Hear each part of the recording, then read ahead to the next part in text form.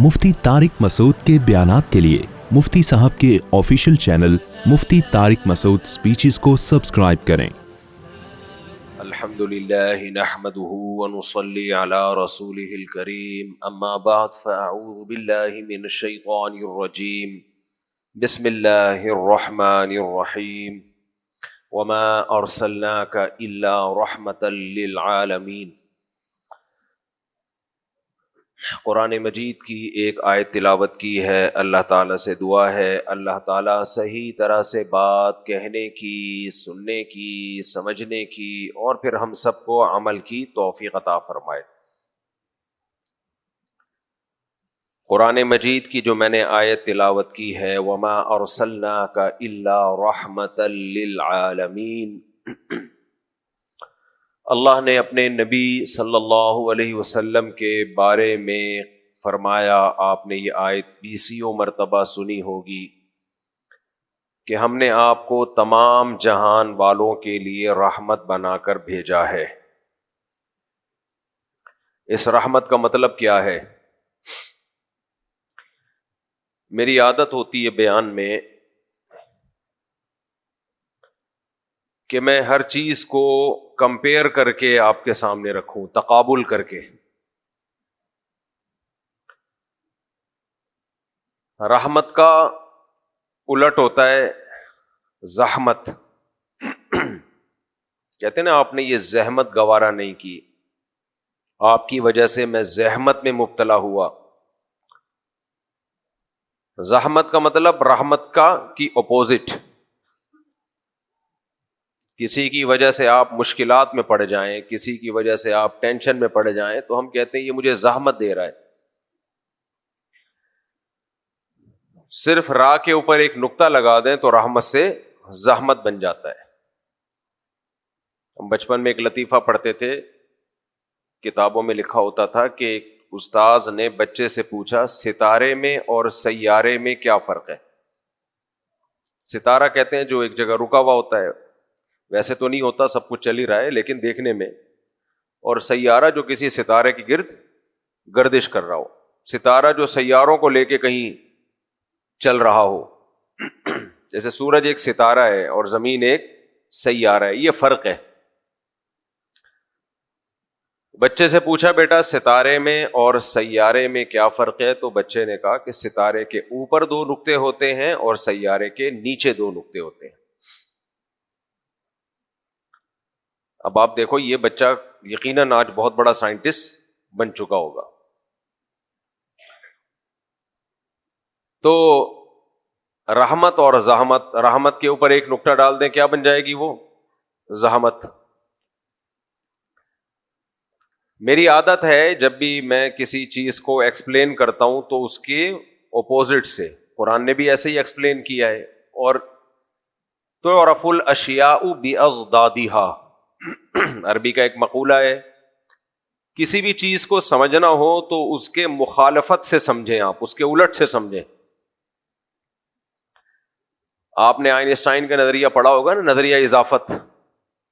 ये बड़ा काम का नजरिया है। आइंस्टाइन का नजरिया इजाफत क्या है? हम किसी भी चीज की हकीकत को नहीं पहचान सकते क्या है। हम तो किसी चीज के मुकाबले में उसको कंपेयर करके देख रहे होते हैं, कंपेयर करके देख रहे होते हैं, उसके उलट से अंदाजा लगा रहे होते हैं। मिसाल के तौर पर हम कहते हैं कि आज गर्मी है। भाई हमारे लिए गर्मी है आज, हो सकता है बहुत से लोगों के लिए आज सर्दी हो। और आसान मिसाल देता हूं मैं, जब एसी की कूलिंग कम करते हैं, बढ़ाते हैं, किसी को 27 पे गर्मी लग रही होती है, किसी को 27 पे सर्दी लग रही होती है। ओरिजिनल में क्या है, सर्दी है या गर्मी है? कोई बता सकता है? नहीं, हर आदमी अपने हिसाब से बताएगा कि मेरे हिसाब से गर्मी है, मेरे हिसाब से सर्दी। पेंगुइन जो है, जो अंटार्कटिका में रहता है, एक जानवर, पानी की बिल्ली, जो आपने देखा होगा, एक जानवर है, ऐसे 3 पीस सूट टाई में चल रहा होता है, बिल्कुल ऐसे ही लगता है ना। उसको आप दिसंबर में कराची ले आओ, वो गर्मी से मर जाएगा। حالانکہ ہم اس وقت سردی سے ٹھٹر رہے ہوتے ہیں، لیکن اس کو اتنی گرمی لگے گی وہ کہے گے بھائی کہاں لے آئے مجھے. ہم اب اس سے کہیں بھائی یہ دسمبر کا مہینہ ہے، ٹھنڈ ہے، رات کا ٹائم ہے، وہ کہیں نہیں، اس کو گرمی لگے گی.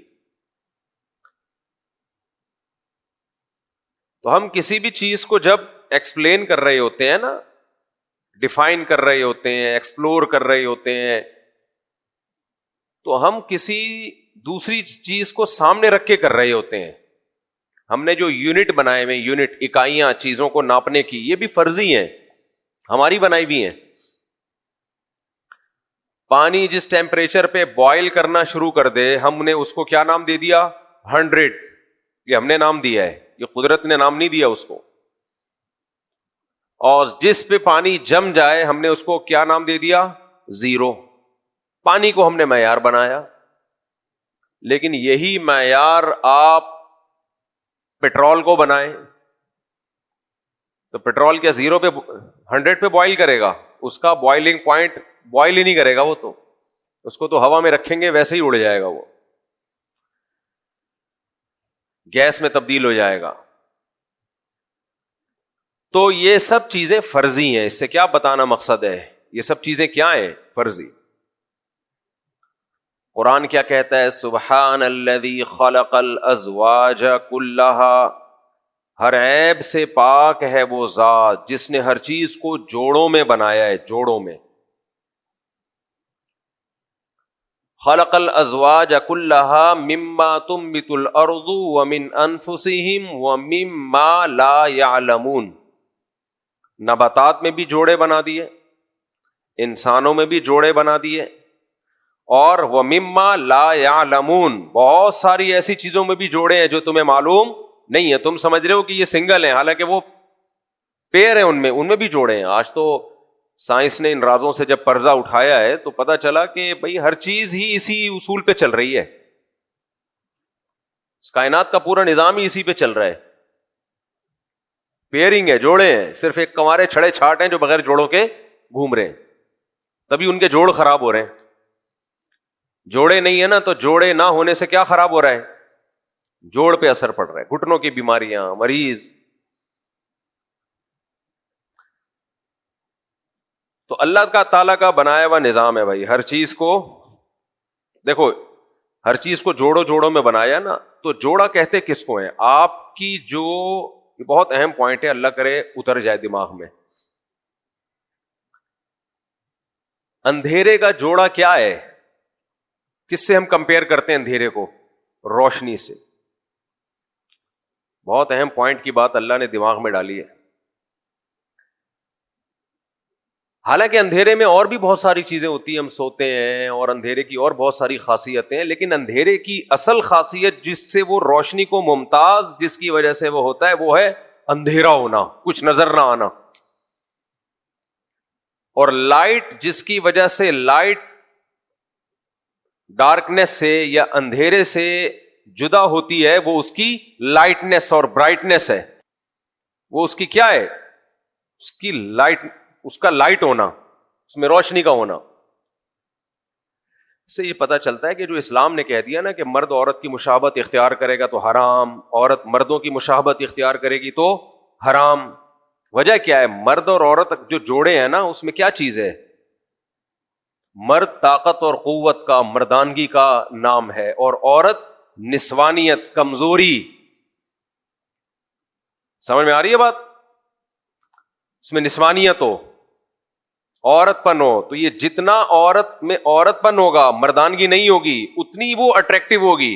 اور جتنے مرد میں مردانگی ہوگی، اتنا ہی وہ عورت کے مقابلے میں جوڑا بننے کے لائق ہوگا. تبھی ہم کہتے ہیں ایسی عورت سے شادی کرو جس میں عورت پنا کوٹ کے بھرا ہوا ہو. جس میں عورت پنا کیا ہوتا ہے؟ گھر داری، بچے پیدا کرنا، بچوں کو پالنا، ماں کی ممتا کا جذبہ، شوہر کے مقابلے میں آواز کو نیچا رکھنا. اور عورتوں سے کہتا ہوں ایسے مرد سے شادی کرو جس میں مردانگی کوٹ کے بھری ہوئی ہو، بہادر ہو، کانفیڈینس ہو، آواز میں دم ہو، لپسٹک پاؤڈر نہ لگاتا ہو، سمجھ میں آ رہی بات کہ نہیں آ رہی ہے؟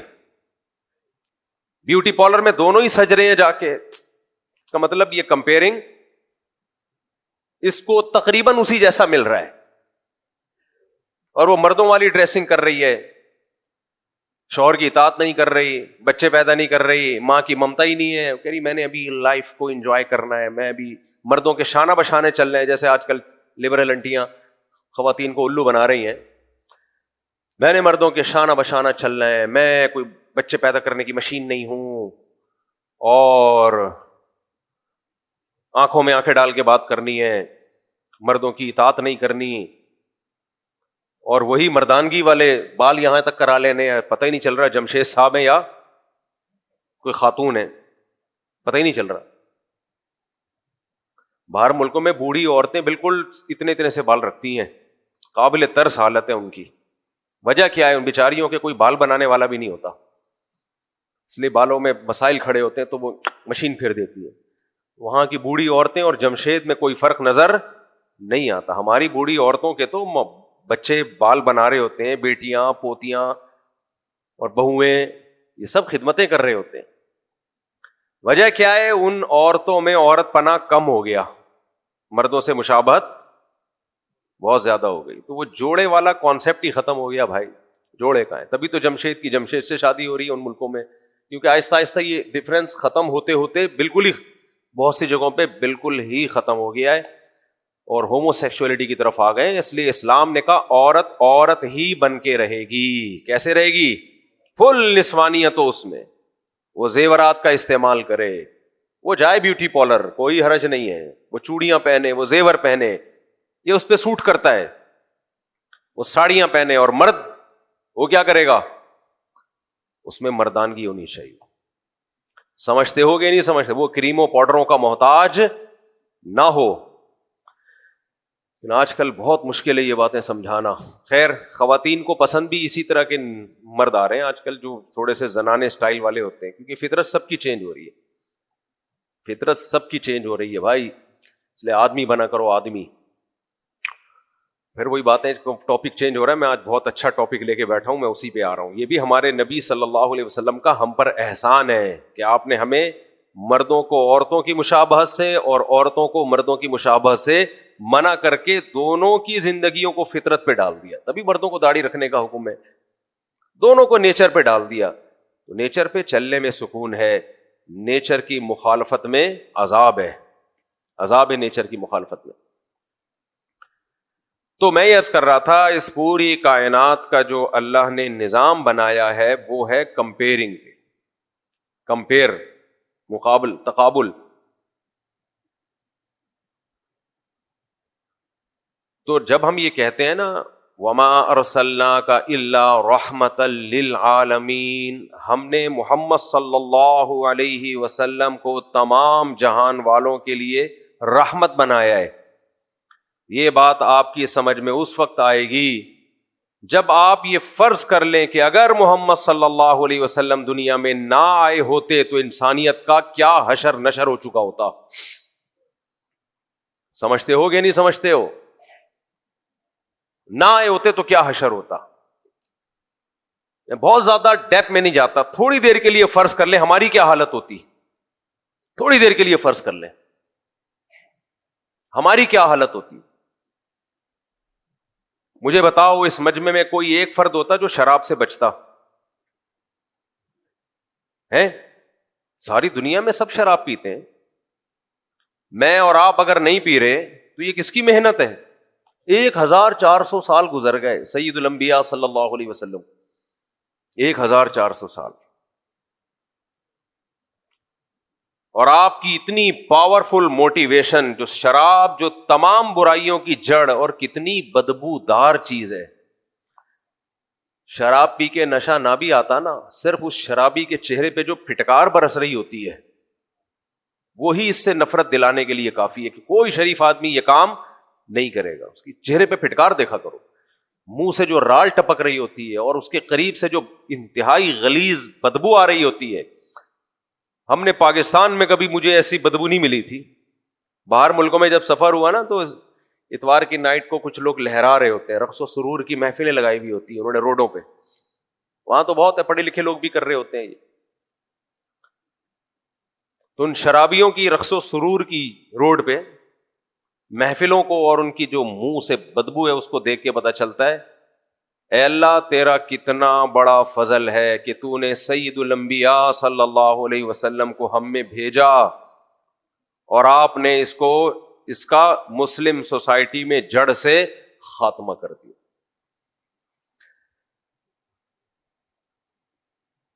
وما ارسلناک الا رحمۃ للعالمین. اگر سید الانبیاء صلی اللہ علیہ وسلم نہ ہوتے، ہم نماز پڑھتے آج جمعے کی نماز کے لیے؟ صرف ایک نماز کو دیکھ لو، خدا کی قسم دنیا میں کسی مذہب کے پاس اتنی خوبصورت عبادت نہیں ہے، کہیں نہیں ہے.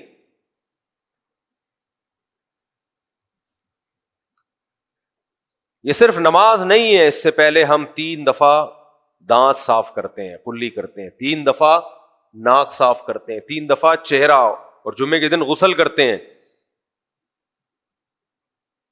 گھروں کو پاک رکھتے ہیں، گھروں کو صاف رکھتے ہیں. کس کی وجہ سے؟ نماز کی وجہ سے. آپ کہہ سکتے ہو یہ تو غیر مسلم بھی کرتے ہیں، انگریز بھی کرتے ہیں. پہلی بات اس طرح نہیں کرتے جس طرح ہم کرتے ہیں. انٹیریئر کا معاملہ ان کا خطرناک ہے، باہر کی دنیا ان کی بہت حسین. صفائی جو سید الانبیاء صلی اللہ علیہ وسلم نے ہمیں سکھائی ہے وہ کہاں سے؟ سب سے پہلے انٹیریئر آپ کا. سمجھ رہے ہو کہ نہیں سمجھ رہے؟ آج بھی جو سید الانبیاء صلی اللہ علیہ وسلم کو فالو نہیں کرتے باہر سے صاف ہوں گے، اندر کا معاملہ کیا ہے؟ خراب. صفائی شروع پیٹ سے ہوتی ہے. کھاتے غلاظت ہیں، خنزیر کا گوشت. ہو سکتا ہے کوئی غیر مسلم اس پہ ڈیبیٹ کرے خنزیر میں ناپاکی والی کون سی بات ہے. اچھا چلو، تم جو حلال گوشت کھاتے ہو جس کو ہم حلال کہتے ہیں وہ بھی بغیر ذبح کیے کھاتے ہو. آپ میڈیکل سائنس سے پوچھیں، ساری دنیا کے سارے ڈاکٹر متفق ہوں گے کہ خون کھانے پینے کی چیز، انسانوں کے کھانے کی چیز نہیں ہے، گندی چیز ہے. اتنی غلیظ چیز ہے کہ خون اگر کپڑوں پہ لگ جائے تو نماز نہیں ہوتی. دنیا کا کوئی مذہب اگر اس خون کو کھانے کی اجازت دے رہا ہے تو کیا وہ صاف ستھرا مذہب ہو سکتا ہے؟ سید الانبیاء صلی اللہ علیہ وسلم کی تعلیمات ہیں کہ جانور کو ذبح کر کے کھاؤ تاکہ اس کا گندا خون اس کی باڈی سے نکل جائے. مسلمان گوشت بھی صاف ستھرا کھاتا ہے. بھائی یہ کس کی رحمت کے اثرات ہیں؟ سید الانبیاء. یہ آپ کا ہم پر احسان ہے. اسلام، قرآن، نبی ایک ہی چیز کے نام ہے، ایک ہی چیز کے نام ہے. جو قرآن نے کہا وہی نبی نے کہا، جو نبی نے کہا وہی قرآن نے کہا، اور اسی کا نام اسلام ہے.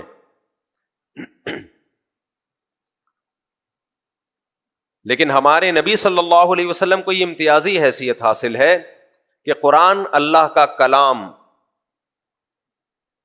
اسلام اللہ کا دین. لیکن ٹینشن کس نے اٹھائی ہے دعوت اور تبلیغ کی؟ سید الانبیاء صلی اللہ علیہ وسلم نے. بوجھ کس پر آیا ہے؟ قرآن پہ آیا ہے یا اسلام پہ آیا ہے یا نبی پہ آیا ہے؟ نبی پہ آیا ہے. جو آپ کے لیے تکلیفیں اٹھاتا ہے کریڈٹ کس کو دیا جاتا ہے؟ اس کو دیا جاتا ہے جو بوجھ اٹھائے آپ کے لیے. تو اس دعوت کے کام میں جو آج ہم تک اسلام پہنچا ہے اس میں سب سے زیادہ بوجھ کس نے اٹھایا ہے؟ کس ہستی نے؟ سید الانبیاء صلی اللہ علیہ وسلم نے. تو میں عرض کر رہا تھا ہمیں جو نبی نے صفائی سکھائی ہے وہ سب سے پہلے وہ صفائی کہاں سے شروع ہوتی ہے؟ اندر سے. مسلمان غلاظت نہیں کھاتا. دنیا میں آپ تحقیق کر لو سب سے زیادہ پاکیزہ خوراکیں آج بھی مسلمانوں کی ہیں. کتے بلی نہیں کھاتے ہم الحمدللہ. کراچی میں رہیں گے تو کتے ہمیں کھائیں گے، یہ ایک الگ بات ہے. پھر اس کا اسلام سے کوئی تعلق نہیں ہے، تو ہمارے حکمران. حکمران بھی کھا رہے ہیں ہمیں اور ساتھ ساتھ کراچی کے کتے بھی کھا رہے ہیں. چائنا والے بھی حیران ہوتے ہیں یار, دنیا کا واحد ملک ہے, چائنا والوں کو کتا نظر آ جائے چھوڑتے نہیں ہیں, وہ کتے پن پہ آ جاتے ہیں فوراً کتے کو دیکھ کے.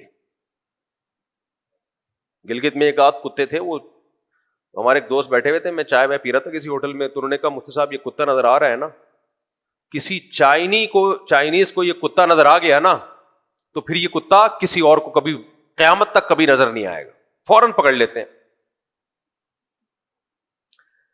تو چائنا والے حیران ہوتے ہیں دنیا کا کیسا ملک ہے, ہم کتے کھاتے ہیں اور کتے ان کو کھاتے ہیں.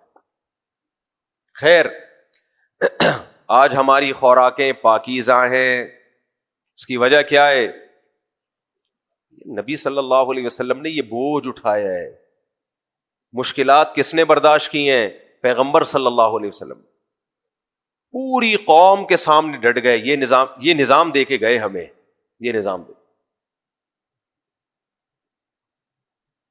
پھر یہ جو یورپین اقوام ہے نا, یہ تو 200-300 سال پرانی تاریخ ہے ان کی, جو ان میں صفائی ستھرائی آئی وہ بھی باہر کی ہے, اندر کی ابھی تک نہیں آئی. یہ 150-200 سال, زیادہ اس سے بھی پرانی نہیں ہے. اور ان کی کتابوں میں لکھا ہوا ہے کہ یہ نہانا دھونا اور یہ صفائی ہم نے کہاں سے سیکھی ہے؟ مسلمانوں سے سیکھی ہے. ہمارے ایک ریلیٹیو مرچنٹ نیوی میں بہت ٹریولنگ تھی ان کی, کہتے ہیں گورے جو پڑھے لکھے تھے وہ بتاتے تھے کہ ہم نے نہانا مسلمانوں سے سیکھا ہے, ہمارے باپ داداؤں نے. پہلے جائیں آپ. تو میں نے آیت جو قرآن مجید کی پڑھی تھی, وما ارسلناک الا رحمۃ للعالمین, میرے بھائی نبی صلی اللہ علیہ وسلم کا ہم پر احسان کہ ہمیں صاف ستھرا, اگر سید الانبیاء دنیا میں نہ آتے تو آج ہم حلال کھاتے. اسلام نے ہمیں, نبی نے ہمیں بتایا. دیکھو حضرت جعفر طیار رضی اللہ تعالیٰ عنہ نے جب نجاشی کے سامنے تقریر کی نا, تو نجاشی نے پوچھا کہ تمہارے نبی نے تمہیں کیا سکھایا ہے؟ تو ہمارے نبی حضرت جعفر طیار نے کیا فرمایا؟ ہم مردار کھایا کرتے تھے. محمد صلی اللہ علیہ وسلم نے ہمیں بتایا کہ مردار مت کھاؤ. کتنی پاکیزہ تعلیمات. کیا مطلب مردار کھاتے تھے؟ عربوں میں عادت تھی, آج بھی وہ لوگ یہ کام کرتے ہیں. کچرے پہ بکری مری پڑی ہے, اسے لے جا کے کھال اتاری اور کھا گیا. جانور مرا پڑا ہوا ہے, آپ گھر لے گئے, کھا لیا اس کو. کیا یہ چیز انسان پہ سوٹ کرتی ہے؟ قطعاً سوٹ نہیں کرتی. تو آج دنیا میں سب سے زیادہ پاکیزہ خوراکیں کس کی ہیں؟ مسلمانوں کی. یہ کس کا احسان ہے؟ سید الانبیاء کی. ٹھیک ہے, قرآن نے بیان کیا کہ حلال کھاؤ, لیکن اس بیان پہ جو مشکلات اٹھائی ہیں یہ کس نے اٹھائی ہیں؟ سید الانبیاء صلی اللہ علیہ وسلم نے. اتنی مشکلات اٹھائیں کہ سورہ طٰہٰ نازل ہوئی, ما انزلنا علیک القرآن لتشقی. اے نبی صلی اللہ علیہ وسلم, ہم جو آپ پہ قرآن نازل کر رہے ہیں اس لیے نہیں تھا کہ آپ مصیبت میں پڑ جائیں, کیونکہ آپ مشکلات میں پڑ رہے ہیں. ہماری نیت یہ نہیں ہے. یہ تو دعوت اور تبلیغ کا ایک جزو ہے کہ نصیحت جہاں بھی ہوگی وہاں مشکلات آئیں گی. تو سید الانبیاء صلی اللہ علیہ وسلم کا احسان ہے کہ وہ تمام مشکلات جھیل کے آپ نے ہمیں پاکیزہ خوراک کھانا سکھائی, اور ایسا موٹیویٹ کیا, ایسی پاورفل موٹیویشن. 1400 سال گزر گئے, مسلمان دنیا میں جہاں بھی ہوں سب سے پاکیزہ خوراک دنیا میں کون کھاتا ہے؟ مسلمان کھاتے ہیں. آپ ان کے ہوٹلوں میں جائیں, ہوٹل کے قریب سے نہیں گزر سکتے. یہ تو ایک بڑا طویل ٹاپک ہے. دانتوں کی صفائی. غیر مسلموں میں دانت صاف کرنے کا رواج اب آیا ہے, اور ہزاروں ڈاکٹروں نے اس کا رواج ڈالا ہے. ایک ڈاکٹر کی رپورٹ پہ انہوں نے دانت صاف کرنا شروع نہیں کیے. جب میڈیکل سائنس نے یورپ میں ترقی کی ہے تو ڈاکٹروں نے کہا کہ بھائی دانت گندے ہوتے, جراثیم جاتے ہیں, یہ ہوتا ہے وہ ہوتا ہے. ورنہ آپ ان کے ماضی کے جو ان کے مشہور لوگ گزرے ان کی آپ سوانے پڑھیں, بہت سو میں دانت صاف کرنے کا رواج ہی نہیں تھا. پوری زندگیاں گزر جاتی تھی, ایک دفعہ بھی برش نہیں کرتے تھے. تو ان کے ڈاکٹروں نے مہم چلائی ہے, دانت صاف کرنا صحت کے لیے بہت ضروری. ہزاروں ڈاکٹروں نے مل کے تب ان میں دانت صاف کرنے کا رواج آیا ہے. اور ہم کیوں دانت صاف کرتے ہیں؟ بولو, کہ ہم نے میڈیکل سائنس میں ترقی کی ہے بہت زیادہ؟ نہ. ایک پیغمبر سید الانبیاء صلی اللہ علیہ وسلم نے ہمیں بتایا السواک والتعطر من سنن الانبیاء، مسواک پیغمبروں کی سنت ہے. اور محدثین نے بتایا، صحابہ نے بتایا کہ نبی صلی اللہ علیہ وسلم سب سے زیادہ اپنے باڈی کے جس پارٹ کو صاف کیا کرتے تھے دن میں بار بار، وہ کون سا حصہ تھا؟ دانت. آپ صلی اللہ علیہ وسلم کے دانت اجلے ہوئے تھے. صحابی کہتے ہیں جب آپ صلی اللہ علیہ وسلم مسکراتے تھے تو ایسا لگتا تھا آپ کے ثنایا سے نور کی کرنیں نکل رہی ہیں. کوئی ڈینٹسٹ نہیں تھے اس وقت. آج کل تو ڈینٹسٹ پالشیں لگا لگا کے سفید کر رہے ہوتے ہیں دانت کو. یہ جو آپ کو جو بڑی مشہور سیلیبریٹیز ہیں نا، ان کے ایسے چمکتے ہوئے دانت نظر آ رہے ہوتے ہیں، تو یہ چمکتے ہوئے نہیں ہوتے ہیں یہ ڈاکٹروں نے کیا کیا ہوا ہوتا ہے. درجنوں میں کسی ایک کے نیچرل بھی ہوتے ہیں، لیکن یہ سب ڈاکٹروں کے کمالات ہیں. ڈاکٹر کے اپنے نہیں اتنے چمک رہے ہوتے جتنے ان کے چمک رہے ہوتے ہیں. چند ایک ہوتے ہیں ان میں. تو آج ہم دانت صاف کرتے ہیں تو یہ کس کا احسان ہے ہمارے اوپر؟ محمد صلی اللہ علیہ وسلم کا. تبھی اللہ کہتے ہیں آپ تمام جہان والوں کے لیے رحمت. پھر غسل، باڈی کی صفائی. اگر سید الانبیاء صلی اللہ علیہ وسلم دنیا میں نہ آتے، اسلام اور مسلمان تو دور کی بات، پوری دنیا میں نہانے کا رواج نہ ہوتا. یہ تو میں نے بتایا غیر مسلم جو انگریز ہیں وہ اعتراف کرتے ہیں ہمیں نہانا کس نے سکھایا ہے؟ مسلمانوں نے سکھایا. آج بھی یورپ کے بعض ممالک ایسے ہیں، میں ان ملکوں کا نام نہیں لیتا. ہمارے ایک ریلیٹو گئے، کہتے ہیں مجھے یورپ کے کنٹری کا پتا چلا، وہ بہت نفیس قوم ہے، بہت صاف ستھرے اور خوشبودار قوم ہے. کہتے جب میں وہاں گیا تو پتا چلا کہ ان سے زیادہ بدبودار قوم دنیا میں کوئی بھی نہیں. اور ان کی خوشبوئیں مشہور اس لیے کہ ان کی بدبوئیں بہت مشہور ہیں. ان بدبوؤں کو چھپانے کے لیے ضرورت ایجاد کی ماں ہے نا، کیا خیال ہے؟ تو ان کی بدبوؤں کے بھبوکے اتنے دنیا میں مشہور تھے کہ اس کو چھپانے کے لیے پھر اس میں جو خوشبوؤں کی صنعت نے ترقی کی ہے. تو یہ طبیعت میں نفاست کی وجہ سے نہیں، یہ بدبو کی وجہ. آپ کے گھر میں جب بدبو آ رہی ہوتی اور ختم نہیں ہوتی، ختم کرنے کا طریقہ ہے بیت الخلا میں پانی بہا دو میرے بھائی، نہا لو تاکہ بغلوں کی بدبو ختم ہو جائے. آپ نہا نہیں رہے، آپ مہمانوں سے بدبو چھپانے کے لیے خوشبوؤں کے اسپرے مار رہے ہو. کب تک چھپو گے پیڑوں کی آڑ میں؟ کبھی تو ملو گے لنڈا بازار میں، ایک دن وہ بدبو پکڑی جائے گی. تو آج مسلمانوں میں صفائی کیوں ہے؟ یہ اسلام ہے بھائی. میں نے غیر مسلم کو دیکھا، سب غیر مسلم ایسے نہیں ہوتے، کسی غیر مسلم کا مذاق اڑانا مقصد نہیں ہے، لیکن اگر کوئی غیر مسلم ایسا ہوتا ہے جیسا میں بتا رہا ہوں تو صرف اسلام نہ ہونے کی وجہ سے ہوتا ہے، اس کے پاس اسلام نہیں. میں کنٹری میں تھا باہر، بڑا صاف ستھرا ملک، بڑا نیٹ کلین. ہم جوتوں کی دکان پہ گئے، میں نے کہا یار ذرا، انہوں نے دو بندوں نے بنیان پہنے ہوئے تھے، دو ملازم تھے بنیان پہنے ہوئے تھے انہوں نے. میں نے کہا کہ یار وہ ذرا اوپر والے شوز نکال کے دکھائیں، جاگنگ کے لیے شوز چاہیے تھے مجھے. جب انہوں نے یوں کیا ہے نا، دونوں نے، یا تو ایک ہوتا ہے نا غلطی سے رہ گیا، بعض دفعہ ہوتا ہے یار ٹائم نہیں ملا. کچھ یہاں مسلمانوں کی رپورٹیں بھی اسی قسم کی ہیں. یہ تو اللہ نے چھپایا ہوا ہے، بس باقیوں کے حالات اللہ جانتا ہے. باقیوں کا مطلب باقی چیزوں کے. خیر میں زیادہ ڈیپ میں نہیں جا سکتا نا. تو جب انہوں نے یوں کیا تو میری جب نظر پڑی ہے، وہ تصور آج تک میرے ذہن میں، رات کو سوتا ہوں میری نیند اڑ جاتی ہے، میں اپنا دماغ ہٹاتا ہوں وہاں سے. میں نے کہا یار ساؤتھ افریقہ کا جنگل بھی میں نے دیکھا ہے، امیزون کا جنگل اب تک نہیں دیکھ پایا لیکن ویڈیو میں دیکھا ہے. ایسا جنگل میں نے اس کائنات میں آج تک، یہ کیسے رہتا ہوگا؟ کتنی بدبو آتی ہوگی اس میں. گورا ہی تھا وہ. اگر وہ مسلم ہوتا یہ کنڈیشن نہ ہوتی. تو یہ تو اب وہ لوگ آئے ہیں ہمیں دیکھ دیکھ کے. اب ان کے ہاں واش روم میں شاور کا انتظام بھی شروع ہو گیا. جاپان میں تو سب جگہ پانی کا انتظام بیت الخلاء میں ہو گیا ہے. یہ کس نے رواج ڈالا ہے؟ مسلمانوں نے. لیکن یہ دنیا بھول جائے گی کہ یہ سیکھا انہوں نے کہاں سے ہے؟ مسلمانوں سے سیکھا ہے. کچھ دنوں میں لوگ کہیں گے مسلمانوں نے ان سے سیکھا ہے. نا نا نا نا نا، جب یہ رواج پڑ جائے گا نا تو ان کی کتابوں میں لکھا ہوگا مسلمان پانی استعمال نہیں کرتے تھے, انگریزوں سے سیکھا ہے, کیونکہ انگریز صاف ستھرے ہوتے ہیں. لیکن جو تاریخ دان ہیں وہ کیا کہیں گے کہ بیت الخلاء میں پانی کا استعمال غیر مسلموں نے کس سے سیکھا ہے؟ مسلمانوں سے سیکھا ہے.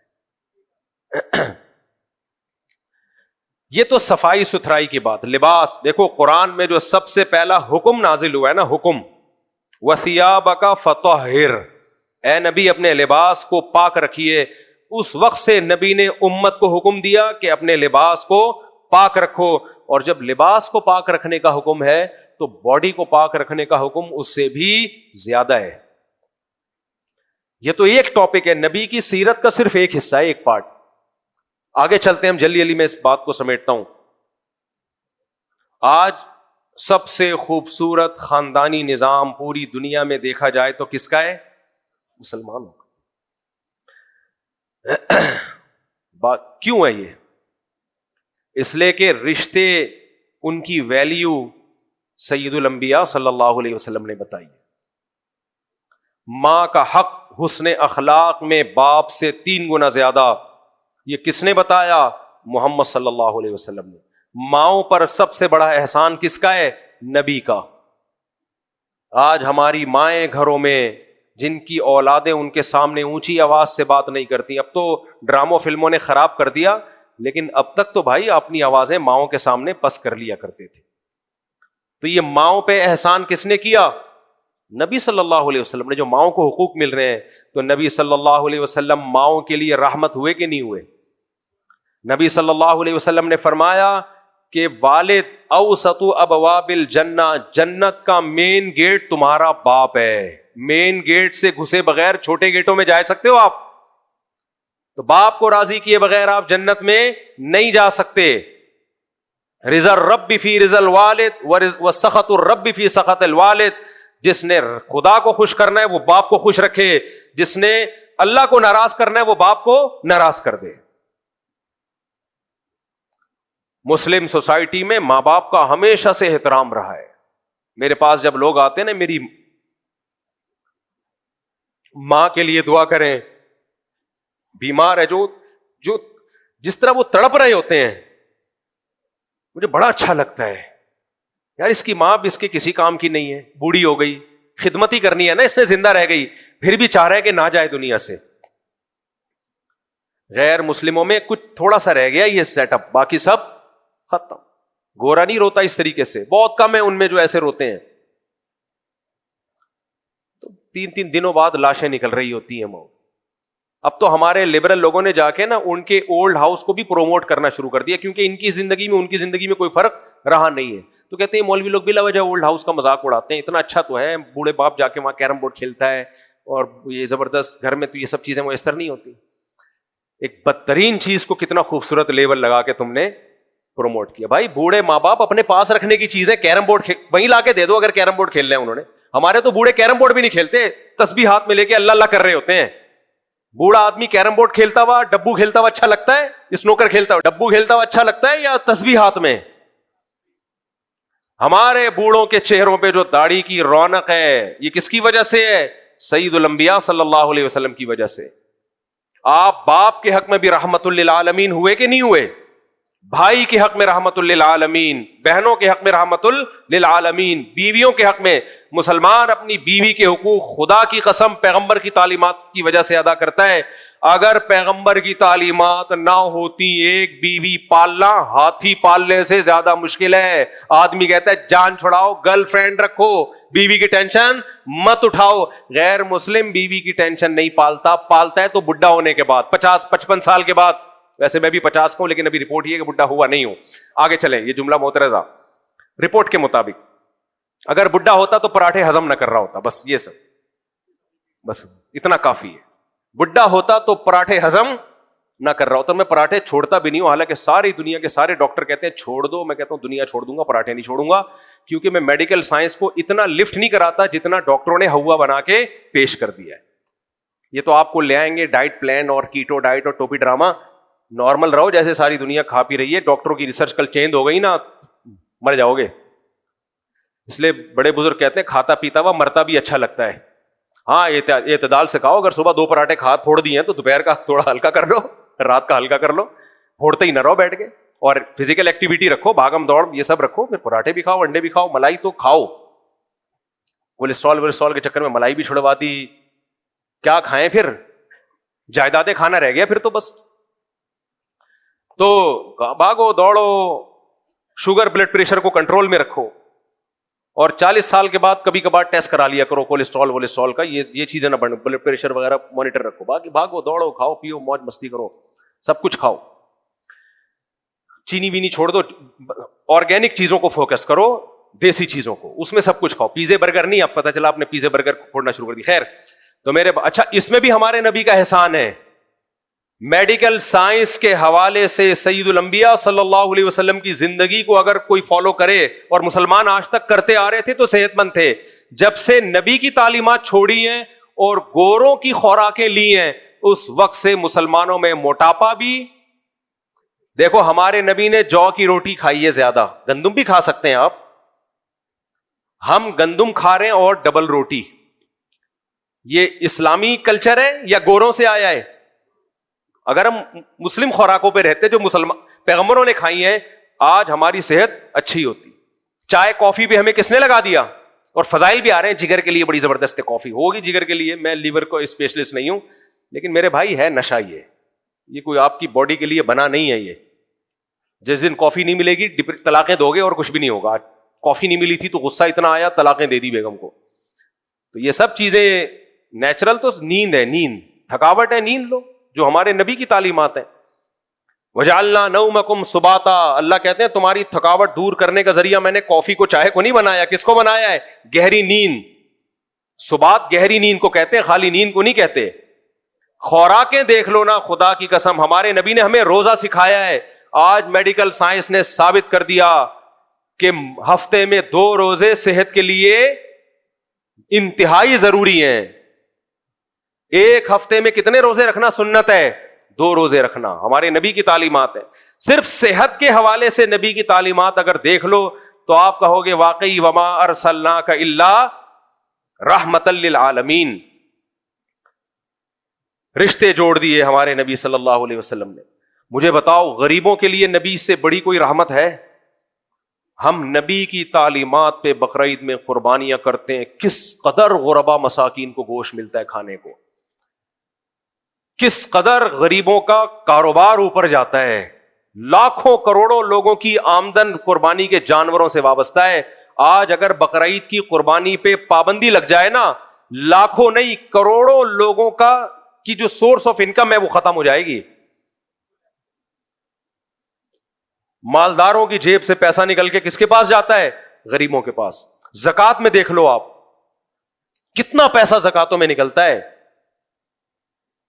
تو آپ غربا کے لیے بھی, اور اہم ترین آپ جانوروں کے لیے بھی رحمت للعالمین ہے.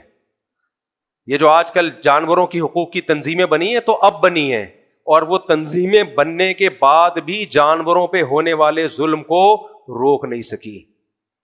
ہمارے نبی جب دنیا میں آئے کوئی تنظیم نہیں تھی جانوروں کے حقوق پہ. عربوں کی عادت تھی جانور کا گوشت کیسے کھاتے تھے؟ اونٹ کھڑا ہوا ہے, گائے کھڑی ہوئی ہے, وہیں زندہ گائے کا گوشت ران سے کاٹا اور پکا کے کھا لیا. آج بھی میں نے جنگلات میں مسائی قوم ہے, جنگلی قوم ہے, ان میں دیکھا ہے وہ ایسے ہی کرتے ہیں. گائے کا گوشت کیسے کھاتے ہیں؟ زندہ گائے کو کاٹا, یعنی اس جیسے ران میں گوشت ہوتا ہے نا زندہ, وہ چیخ رہی ہے چلا رہی ہے کوئی مسئلہ نہیں, بعد میں زخم کو پہ دوا لگا دیں گے. ہمارے نبی صلی اللہ علیہ وسلم جانوروں کے لیے رحمت للعالمین. آپ نے ایک دبلے اونٹ کو دیکھا, آپ نے فرمایا یہ اونٹ شکایت کر رہا ہے کہ اس کا مالک سواری کا کام لیتا ہے لیکن پیٹ بھر کے اسے کھانا نہیں کھلاتا. آپ نے فرمایا حدیث کا مفہوم, تم سے قیامت کے دن جانوروں کے بارے میں بھی سوال کیا جائے گا.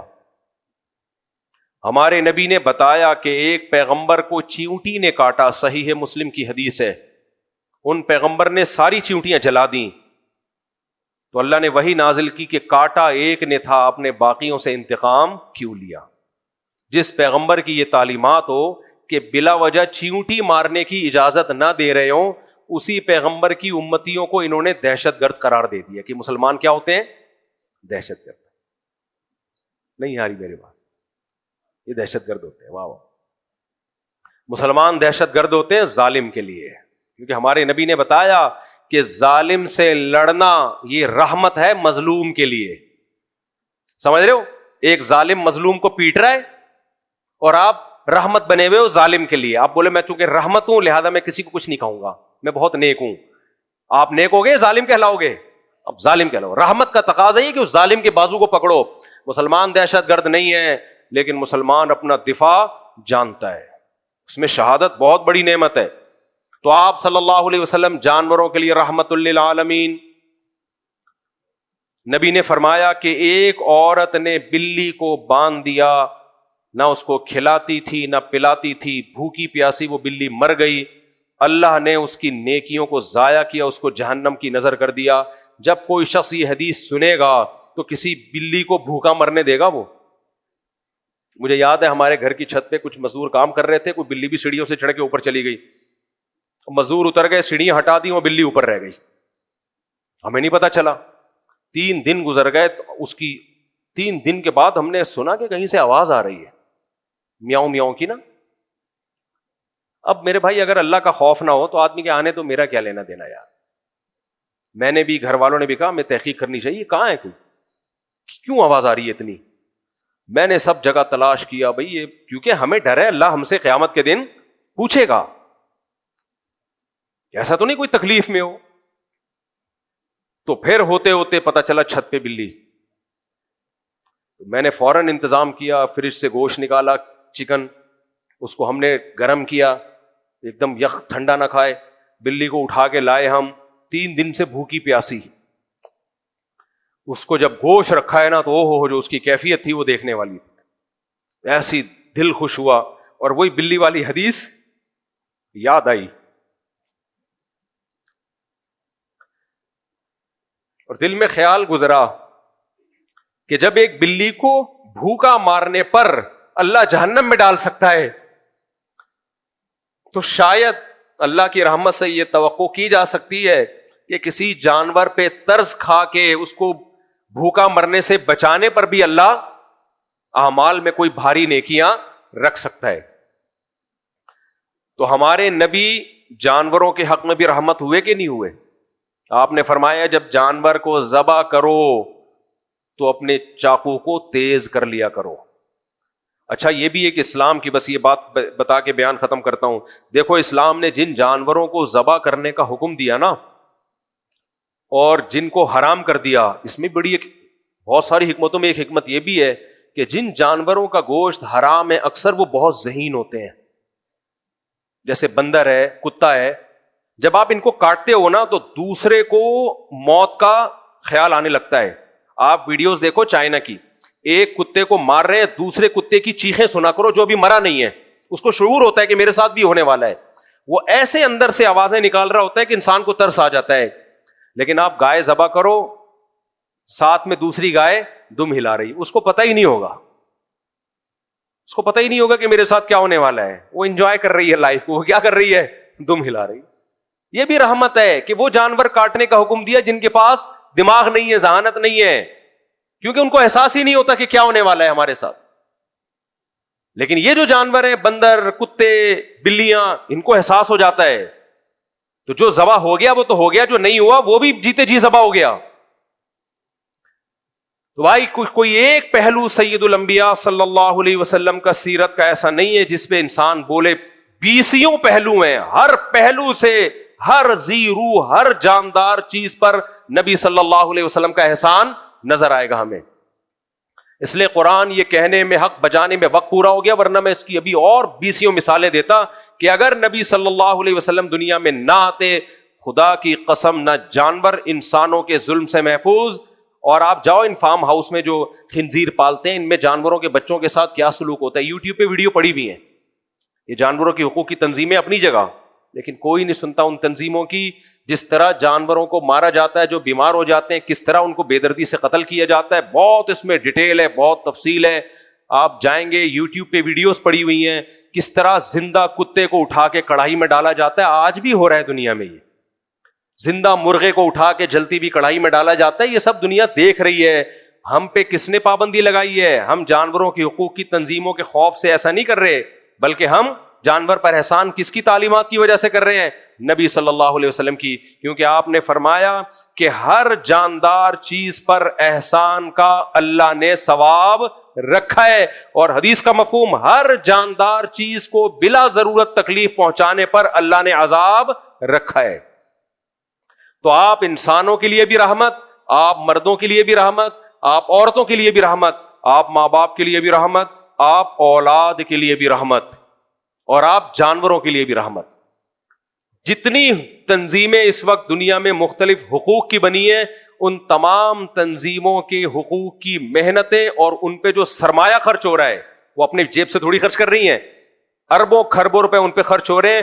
ان کی موٹیویشن کا آؤٹ پٹ دیکھیں کیا ہے، اور ایک سید الانبیاء صلی اللہ علیہ وسلم جنہوں نے ہم سے کوئی اجرت نہیں مانگی، ان کی موٹیویشن کا اثر دیکھیں تو ترازو کے ایک پلڑے میں رکھیں تو ہزاروں گنا نبی صلی اللہ علیہ وسلم کی رحمت کا جو عنصر ہے وہ آج جو دنیا میں انسانی اور جانوروں کے حقوق کی تنظیم میں کام کر رہی ہیں اس سے ہزاروں گنا زیادہ ہے۔ تو اس لیے میرے بھائی ہم ببانگ دہل یہ کہتے ہیں کہ قرآن نے جو کہا وما ارسلناک الا رحمۃ للعالمین، آپ سراپا تمام جہان والوں کے لیے رحمت ہیں۔ 1400 سال کے بعد بھی قرآن کا یہ معجزہ آج دنیا اپنی آنکھوں سے دیکھ رہی ہے۔ باقی جو اعتراض کرنے والے ہیں تو گھوم پھر کے 2-4 چیزوں پہ اعتراض کرتے ہیں کہ نبی نے اتنی شادیاں کیوں کی، آپ کی عمر اتنی تھی تو سیدہ عائشہ 9 سال کی عمر میں تھی، ان سے نکاح کیوں کیا؟ یہ 2-4 چیزیں ہی گھماتے رہیں گے قیامت تک، حالانکہ اس کا بھی علماء جواب دے چکے ہیں۔ کوئی نیوٹرل ہو کے نبی کی سیرت کو دیکھے گا تو یہ کہے بغیر اس کے پاس کوئی چارہ نہیں ہے کہ واقعی آپ اللہ کے پیغمبر ہیں۔ اللہ کے سفیر اور نمائندے ہی کی دعوت میں اتنی پاور ہوتی ہے، کسی عام بشر میں ایسی طاقت نہیں ہوتی۔ اللہ ہم سب کو سمجھنے کی، عمل کی توفیق عطا فرمائے۔ وما علینا الا البلاغ۔ ہاں بھائی عبد الوہاب بل ریاض الدین کہاں ہیں؟ جلدی سے آ جائیں، گرمی ہو رہی ہے۔ آپ ماشاءاللہ ماشاءاللہ۔ دعا علی بنت اصغر علی، دلہن کا نام، دلہن کے وکیل کون ہیں؟ آپ ہیں۔ مہر کی رقم 20,000۔ آپ نے مجھے اجازت دی کہ میں دعا علی بنت اصغر علی کا نکاح عبد الوہاب بل ریاض الدین سے کروں، 20,000 مہر میں اجازت ہے؟ الحمد للہ نحمده ونستعینه ونستغفره ونؤمن به ونتوکل علیہ ونعوذ باللہ من شرور انفسنا ومن سیئات اعمالنا من يهده الله فلا مضل له ومن يضلله فلا هادی له ونشهد ان لا اله الا الله وحده لا شريك له ونشهد ان سيدنا وحبيبنا وشفيعنا وسندنا محمدا عبده ورسوله صلی اللہ تعالی علیہ وعلى آلہ واصحابہ وبارک وسلم تسلیما کثیرا کثیرا۔ اما بعد فاعوذ باللہ من الشیطان الرجیم، بسم اللہ الرحمن الرحیم۔ یا ایہا الناس اتقوا ربکم الذی خلقکم من نفس واحدۃ وخلق منها زوجها وبث منهما رجالا كثيرا ونساء واتقوا الله الذي تساءلون به والأرحام ان الله كان عليكم رقيبا۔ وقال تعالى يا ايها الذين امنوا اتقوا الله وقولوا قولا سديدا يصلح لكم اعمالكم ويغفر لكم ذنوبكم ومن يطع الله ورسوله فقد فاز فوزا عظيما۔ وقال النبي صلى الله عليه وسلم النكاح من سنتي وقال فمن رغب عن سنتي فليس مني۔ وقال النبي صلى الله عليه وسلم تزوجوا الودود الولود فإني مباهي بكم الأمم۔ وقال النبي صلى الله عليه وسلم تزوجوا ولا تكونوا كرهبان النصارى۔ جناب عبد الوہاب بلد ریاض الدین، میں نے 20,000 روپے مہر میں آپ کا نکاح دعا علی بنت اصغر علی سے کیا، آپ نے اس نکاح کو قبول کیا؟ قبول ہے ماشاءاللہ، بڑی خوشی ہوئی۔ دعا کریں اللہ تعالیٰ برکت دے۔ الحمدللہ رب العالمین والعاقبۃ للمتقین والصلاۃ والسلام علی رسولہ الکریم وعلی آلہ وصحبہ اجمعین۔ اے اللہ اس نکاح کو اپنے دربار میں قبول فرما۔ اے اللہ اس کی برکتیں زوجین کو تا دم حیات نصیب فرما۔ آپس کے اختلاف و انتشار سے، لڑائی جھگڑوں سے، ہر قسم کے شر فساد سے اللہ ان دونوں کی ہمیشہ کے لیے حفاظت فرما۔ اے اللہ اس نکاح کو دونوں کے خاندانوں میں جوڑ کا، محبتوں کا ذریعہ بنا۔ جس کی جو جائز مراد ہو اس کی مراد کو پورا فرما۔ ربنا آتنا فی الدنیا حسنۃ وفی الآخرۃ حسنۃ وقنا عذاب النار۔ صلی اللہ تعالی علی خیر خلقہ محمد وعلی آلہ وصحبہ اجمعین۔ اللہ قبول فرمائے بھائی، اللہ بہت مبارک کرے۔ ماشاءاللہ دل سے دعا ہے آپ سب کے لیے۔ اپنا خود سے خیال رکھنا، ٹھیک ہے؟ یہ سمجھ رہا ہے بیوی خیال رکھے گی میرا، اس لیے میں نے اس کو بول دیا اب اپنا خود خیال رکھنا.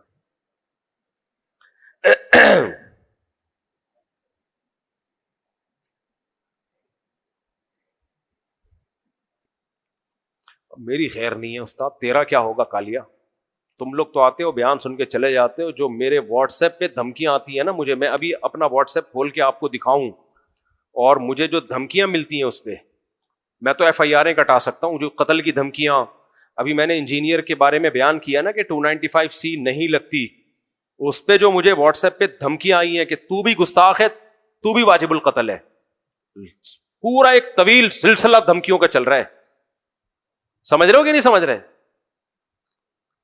پورا ایک طویل سلسلہ چل رہا ہے اور کہہ رہے ہیں تو نے انجینئر کو فیور کیا ہے. اچھا، میں نے اسی بیان میں جس میں میں نے پچھلے جمعے کے بیان میں یہ کہا تھا کہ 295C کا کیس نہیں بنتا، اسی میں نے آگے پورا بیان سنو، پوری میں نے ڈیٹیل بتائی ہے کہ بھائی میں اس آدمی کو فیور نہیں کر رہا، اس کو میں نے فیور کرنا ہوتا میں جہلم تھوڑی جاتا. پوری ڈیٹیل میں نے بتائی ہے. بھائی ہم اس کو فیور نہیں کرتے، اس کی جو غلطیاں اس کو غلطی کہا جائے گا، لیکن اور پھر میں نے یہ بھی بتایا کہ 295C کا قانون درست ہے، یہ قانون تبدیل نہیں ہونا چاہیے، ختم نہیں ہونا چاہیے، لیکن اس کا غلط استعمال رکنا چاہیے. کتنا بیلنس بیان تھا. ادھر سے الگ دھمکیاں آ رہی ہیں کہ تو گستاخوں کو سپورٹ کر رہا ہے، اور اپنے والوں سے الگ دھمکیاں آ رہی ہیں. اپنے والوں سے وہ دھمکیاں یہ آ رہی ہیں کہ وہ بھی دھمکیاں دے رہے ہیں کہ تم اس کو گستاخ کیوں نہیں قرار دے رہے.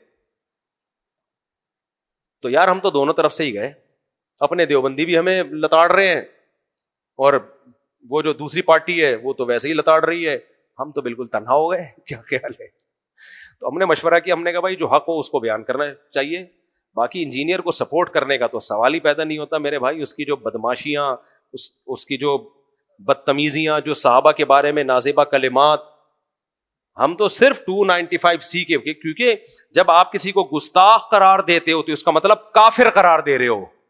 اور جب ہم فتویٰ سیکھتے ہیں نا اس میں سب سے پہلے یہ اصول سکھایا جاتا ہے کہ کچھ بھی ہو جائے تمہارے قلم سے، تمہاری زبان سے کسی کے لیے کافر کا لفظ نہ نکلے جب تک صاف طور پہ کوئی اسلام چھوڑنے کا اعلان نہ کر دے، یا ایسی معاذ اللہ گستاخی کرے جس میں توہین کا ایک پہلو کے علاوہ کوئی پہلو نکلتا ہی نہ ہو، جس میں پتا چلے کہ اس شخص کی نیت توہین ہی کی تھی اور کوئی نیت ہو ہی نہیں سکتی.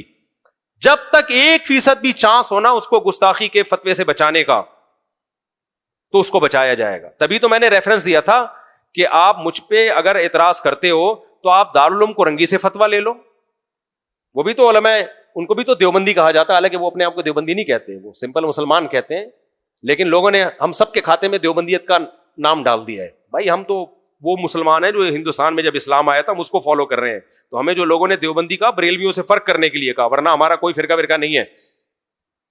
آپ دارالعلوم کرنگی سے فتویٰ لے لو، آپ بنوری ٹاؤن سے فتویٰ لے لو، جامعہ فاروقیہ سے ریٹن فتویٰ لے لو، کوئی بھی اس بیس پہ انجینئر کو کہ اس نے عیسائیوں کی طرف غلط بات منسوب کی ہے، یہ کیس تو بنے گا کہ عیسائیوں پہ جھوٹا الزام لگایا، یہ کیس بھی بنے گا کہ عیسائیوں کے بارے میں غلط بات کی، عیسائیوں کو غیر محفوظ، یہ سب بن سکتے ہیں اگر کوئی بنانا چاہے. بنے گا نہیں بنے گا یہ مجھے نہیں معلوم، لیکن یہ کہ اس نے خود نبی کی توہین کی ہے، اس میں 1% بھی اگر شک کا فائدہ دیا جائے گا نا تو وہ اس کو دیا جائے گا جس کی گردن اڑانے کا خطرہ ہو، اس کو بینیفٹ دیا جائے گا، اس کو فیور دیا جائے گا. اسلام کا قانون ہے، اس لیے کوئی بھی معتبر دارالفتہ فتویٰ نہیں دے گا. میرا قصور یہ ہے کہ میں چونکہ میڈیا پہ بیٹھا ہوا ہوں تو میں نے میڈیا پہ ایک بیان داغ دیا. اچھا کچھ لوگ یہ بھی کہہ رہے ہیں اصل میں خود بھی بیچارہ ڈسا ہوا ہے نا، خود بھی الزام لگ چکا ہے تو اس لیے فیور کر رہا ہے.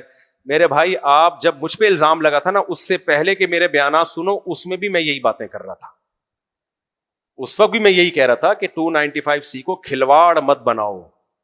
اس سے پہلے بھی میرے بیانات آسیہ بی بی والے کیس میں اور اس کے بعد بھی جتنے ہوئے اس میں بھی میرا بیان یہی تھا. تو کوئی کہہ رہا ہے ڈر گیا، کوئی کہہ رہا ہے گستاخوں کو فیور کر رہا ہے.